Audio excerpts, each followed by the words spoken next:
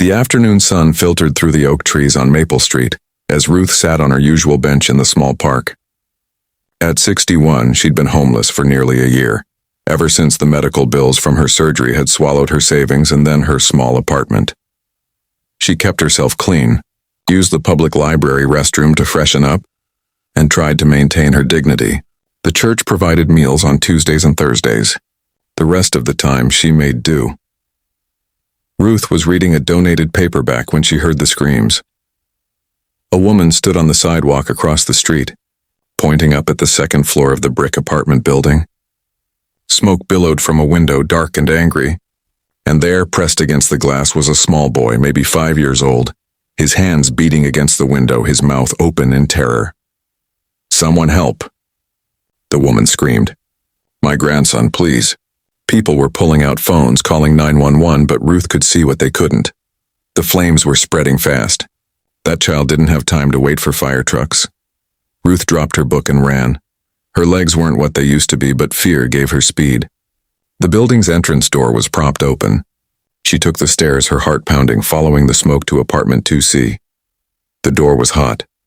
Ruth yanked off her sweater, wrapped it around her hand, and tried the knob. Locked.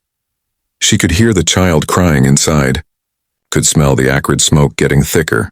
"Stand back from the door, honey," she called. "Cover your face." Ruth had been a nurse once, before arthritis forced her into early retirement, before the surgery that saved her life but cost her everything else. She knew about emergencies. She knew about not freezing when seconds mattered. She threw her weight against the door, once, twice. On the third try, the frame splintered and the door gave way. Smoke filled the apartment. Ruth dropped low, crawling toward the child's cries. She found him in the bedroom, curled under a blanket fort, too frightened to move. "I've got you, sweetheart," Ruth said, gathering him into her arms. "Close your eyes and hold tight." She crawled back through the smoke, her lungs screaming, the heat intense against her skin. Behind her, something crashed. The ceiling maybe, or furniture collapsing. She didn't look back. They burst into the hallway just as firefighters appeared at the top of the stairs.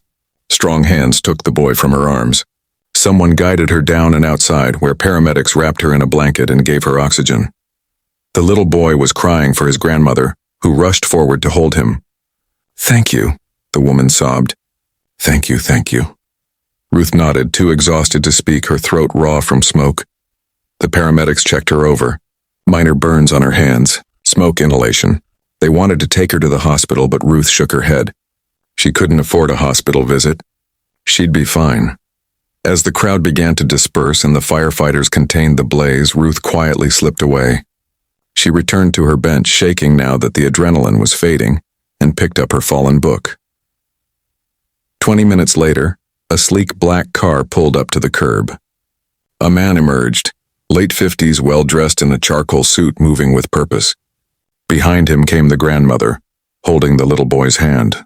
"That's her," the boy pointed. "That's the lady who saved me." The man approached Ruth directly. His face was composed, but his eyes were bright with emotion. "Ma'am, my name is Robert Chen. This is my mother and my son, Daniel. I was told you pulled my boy from that burning building." Ruth stood slowly, uncertain. "I just did what needed doing. I'm glad he's safe." "Just did what needed doing," Robert repeated softly. He crouched down so he was eye level with Daniel. "Can you say thank you to this brave lady?" Daniel ran forward and hugged Ruth's legs. "Thank you for saving me," he whispered. Ruth's eyes filled with tears. She touched the boy's soft hair gently. "You're very welcome, Daniel." Robert's mother stepped forward, her face wet with tears. "You risked your life for my grandson. I don't know how to thank you." "Seeing him safe is thanks enough," Ruth said simply. Robert studied her face, taking in the worn clothes, the backpack that held all her possessions, the way she stood with the quiet dignity of someone who'd lost everything but not themselves. "May I ask your name?" Ruth Morgan." "Miss Morgan, I need to speak with you, please." He gestured to his car. "Would you have coffee with me?" "Just for a few minutes." Ruth hesitated, but something in his genuine expression made her nod. They went to a quiet cafe a block away. Robert ordered coffee and pastries, waving away Ruth's protests. Daniel sat between them, still holding Ruth's hand, not wanting to let go of his rescuer. "Ms. Morgan," Robert began, "I run Chen Industries. We develop educational software. I've been blessed with success and I try to use it responsibly. But today you gave me something no amount of money could buy. My son's life. Mr. Chen, please let me finish." He took a breath. "I noticed your situation. And before you tell me you don't want charity, I want to explain something. My father came to this country with nothing. He worked construction, sent money home, built a life one day at a time. When I was 7, Daniel's age, our apartment building had a fire. A stranger, a man whose name we never learned, pulled me out. My father spent the rest of his life trying to pay forward that kindness." Robert's voice grew thick. "He passed away 2 years ago. And I made him a promise that I would honor that stranger's gift by helping others when I could. Today, you've given me the same gift someone once gave my father. Please let me honor both of you by helping you." Ruth listened, understanding dawning. This wasn't about pity. This was about legacy, about completing a circle of kindness that had begun a generation ago. "What did you have in mind?" she asked quietly. "First, an apartment. I own several buildings. You'll have a safe place to live. Second, a job if you want one. I saw your hands the way you assessed Daniel medically. Were you in healthcare?" "I was a nurse. 28 years, until arthritis made it impossible. We have a company clinic. It needs someone to coordinate care, manage supplies, provide basic first aid, light duty but meaningful work, and health insurance that would cover the treatment you need for your arthritis." Ruth felt tears spill over. "Why, you don't even know me." Robert smiled gently. "I know you ran into a burning building for a child you'd never met. I know you risked everything for a stranger. That tells me everything I need to know about who you are." Daniel tugged on Ruth's sleeve. "And you can come to my birthday party next month." "I'm going to be 6. Ruth laughed through her tears, looking at this sweet child who was alive because she'd been in the right place at the right time. "I would love that." 3 months later, Ruth stood in her small apartment, her apartment with her name on the lease, getting ready for Daniel's birthday party. The job at Chen Industries had given her purpose again. The health insurance had allowed her to get treatment that eased the pain in her hands. She'd reconnected with her own children, who hadn't known how to find her during her time on the streets. But more than any of that, she'd become part of Daniel's life. She was Aunt Ruth now, invited to family dinners, school plays, quiet Sunday afternoons.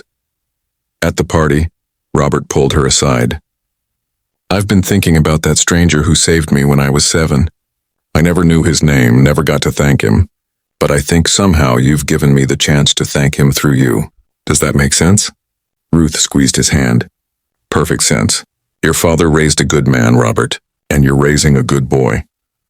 "We all need saving sometimes," Robert said. "The lucky ones get someone like you when the moment comes, and the blessed ones get the chance to pay it forward."